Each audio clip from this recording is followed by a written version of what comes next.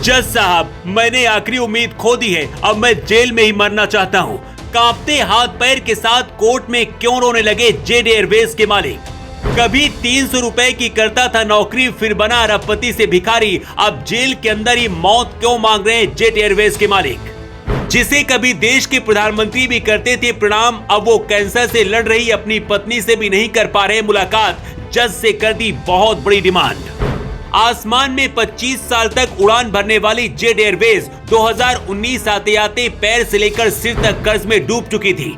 अप्रैल महीने में एयरलाइंस हमेशा के लिए बंद हो गई। नरेश गोयल इस कंपनी के संस्थापक थे। बचपन में ही नरेश गोयल के पिता का निधन हो गया था।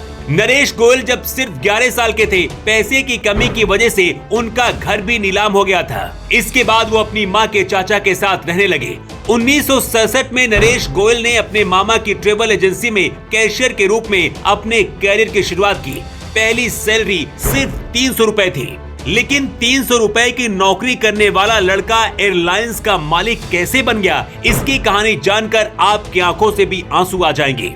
ग्रेजुएशन के बाद नरेश गोयल लेबनानी इंटरनेशनल एयरलाइंस के लिए ट्रेवल बिजनेस में शामिल हो गए और ट्रेवल एजेंसी का काम शुरू किया। इसके बाद गोयल ने 1993 में जेट एयरवेज की स्थापना की और 5 मई 1993 को पहली बार जेट एयरवेज के 2 विमान लॉन्च हुए। 2006 में जेट एयरवेज ने एयर सहारा को $50 करोड़ में खरीद लिया और इंटरनेशनल उड़ान शुरू की। 2012 आते आते जेट एयरवेज को घाटा होने लगा और बाकी एयरलाइंस का दबदबा बढ़ने लगा था। 2018 में पहली बार पैसे की कमी से जेट एयरवेज ने अपने कर्मचारियों की सैलरी से 25% की कटौती शुरू कर दी। 2019 आते आते कंपनी के पास बैंकों की EMI भरने के लिए भी पैसा नहीं बचा और कंपनी डूब गई। जेट एयरवेज को 848.86 करोड़ रुपए की क्रेडिट लिमिट और लोन दिया गया था, जिसमें से 538.62 करोड़ रुपए बकाया है। ये अकाउंट 29 जुलाई 2021 में फ्रॉड घोषित कर दिया गया था।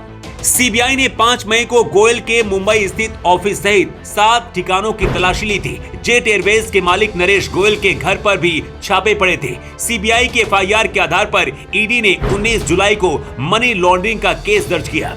जेट एयरवेज के मालिक नरेश गोयल को लोन देने वाले केनरा बैंक ने आरोप लगाया था कि जेट एयरवेज की फोरेंसिक ऑडिट में पाया गया है कि जेट ने अपने से जुड़ी कंपनी यानी कि रिलेटेड कंपनियों को पैसे ट्रांसफर किए।